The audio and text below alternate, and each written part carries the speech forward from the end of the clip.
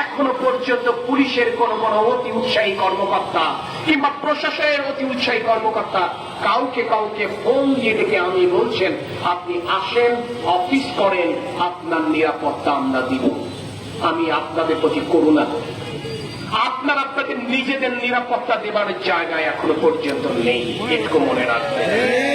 যশোরবাসী, আমার দলের নেতা কর্মীরা আপনাদের নিরাপত্তা নিশ্চিত করছে, আর আপনি ওই সন্ত্রাসীদের নিরাপত্তা দিবেন।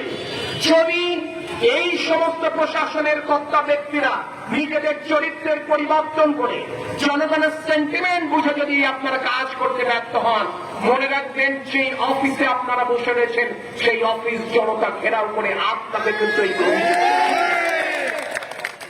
আমি অতীতেও বলেছি, এই যশোরে আমরা 17 বছর আমরা বহু অস্ত্রের ঝঞ্ঝানি রেখেছি।